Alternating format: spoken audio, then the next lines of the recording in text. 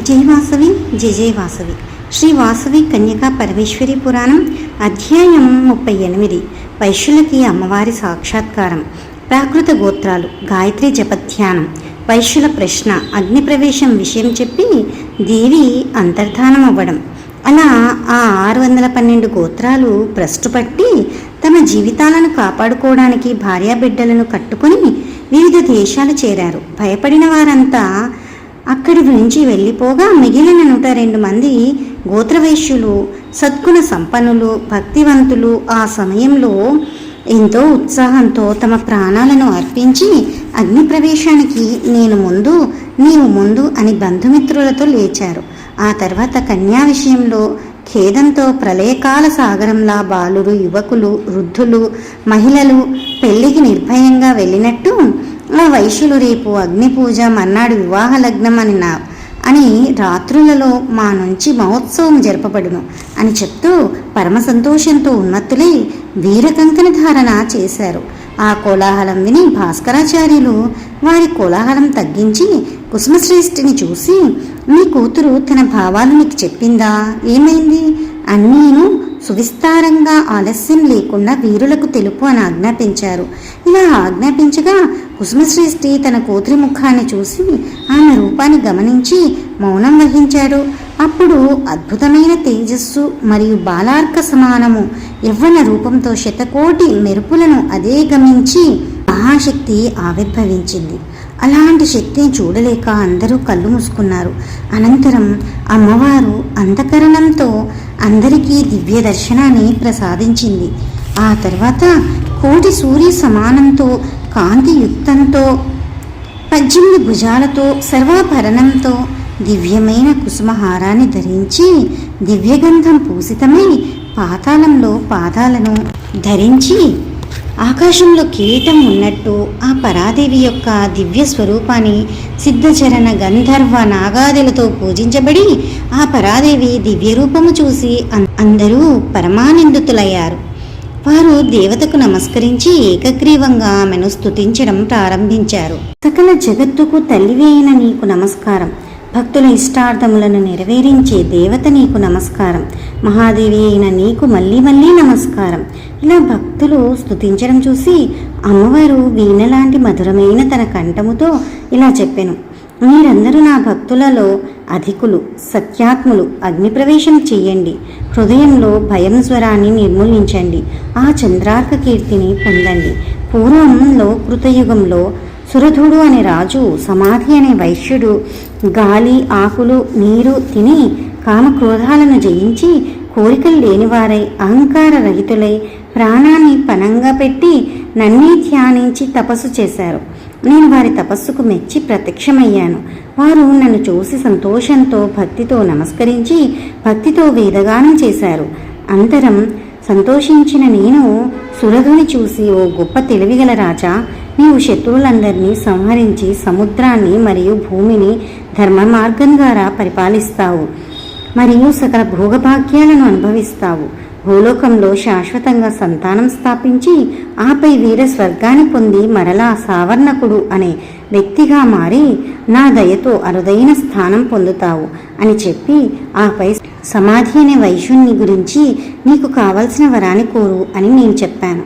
ఆ సమాధి నన్ను చూసి, ఓ మహాదేవి, నేను వేరే వరాన్ని అడగను. ఎందుకంటే నాకు బ్రహ్మత్వం ఖచ్చితంగా లభించును. బ్రహ్మవిధమైన వాడు బ్రహ్మత్వానికి అర్హుడు. నేను నీ అనుగ్రహం వలన నేను బ్రహ్మవేత్తలలో శ్రేష్ఠుడయ్యాను. కానీ నాకు ఇంతే చాలదు. నాకు 1,000 బంధువులు ఉన్నారు. నేను 101 వంశాలతో బ్రహ్మ సాయుధ్యాన్ని పొందాలనుకుంటున్నాను. నా తండ్రి వంశంలోని 34 వంశాలు, నా తల్లి వంశానికి చెందిన 20 వంశాలు, మా మామగారి వంశంలో 12 వంశాలు, నా తోబుట్టువుల వంశంలో 16 వంశాలు, నా కుమార్తె వంశంలో 11 వంశాలు, నా చిన్నమ్మ వంశంలో 8 వంశాలు, అంటే మొత్తం 101 వంశాల వారితో నీ స్థానాన్ని చేరాలనుకుంటున్నాను. దేవి, నాకు అలాంటి వరం ప్రసాదించు అని ప్రార్థించాడు. అప్పుడు నేను, ఓ సమాధి, నేను నీ భక్తికి తృప్తి చెందాను. నేనే నీ వంశంలో పుట్టి నా బంధువులతో కలిసి దేవతలు కోరిన మోక్షాన్ని ప్రసాదిస్తాను అన్నాను. ఆ సమాధినే ఈ కుసుమశ్రేష్ఠి. నేనే వాసవి అనే పేరుతో వంశధర్మ పరిపాలన కోసం పుట్టాను.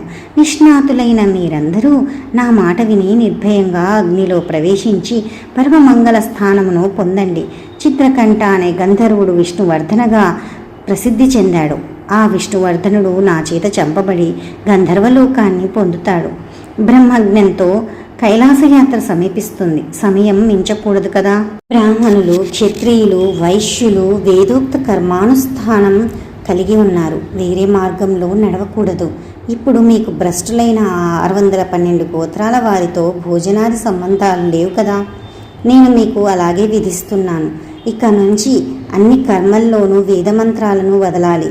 వేదార్థాన్ని చెప్పే పురాణోక్త మంత్రాలతో కర్మాచరణ చేయాలి. వేదమాత అయిన గాయత్రిని వర్ణస్వరూపిణిగా పూజించండి. వైశ్యులకి ఉచితమని న్యాయశాఖ వాళ్ళతో చెప్పబడిన యజ్ఞస్వరూపిణి సాలంకాయన ముని పఠితం శృత్యర్థ సైతము స్మృతి స్వరూపిణి అయిన గాయత్రీదేవిని సాలంకాయనుడు చెప్పినట్టు పఠించండి. బ్రాహ్మణులకు అర్ధధ్యానము, రాజులకు మంత్రధ్యానము, వైశ్యులకు రూపధ్యానము చెప్పబడింది. అలా చేయకపోతే నిష్ఫలమవును. ఓ వైశ్యుల్లారా, ఋషి గోత్రాలను వదిలి ప్రాకృత గోత్రాలను పొందండి. వివాహాలలో 6 రాత్రులు దీక్ష వహించండి. 7వ రోజున కంకణ విమోచన చేసుకోండి. ఎల్లప్పుడూ సోదరత్వాన్ని, ధర్మాన్ని విడవకుండా భూలోకంలో వృద్ధి చెందండి. మేనరికం, ధర్మాన్ని విడిచిన వారు నశిస్తారు. సకల కర్మకాండకర్తడైన సాలంకాయన మహర్షి అంతా వివరిస్తారు. నా మాటలను కామంతో కానీ లోభంతో కానీ అలక్ష్యం చేస్తే కులభ్రష్టులై జాతి సంక్రమవును. కుల సంకరంతో ప్రతి ఒక్కరూ స్థానభ్రంశం చెందుతారు అని ఆమె చెప్పింది. అప్పుడు అమ్మవారి మాటలాగా మహర్షులందరూ వైశ్యులను చూసి ఇలా అన్నారు. ఓ వైశ్యులారా, నిర్భయంగా మహాగ్నిలో ప్రవేశించి మేము కూడా పొందలేని కైలాసాన్ని పొందండి.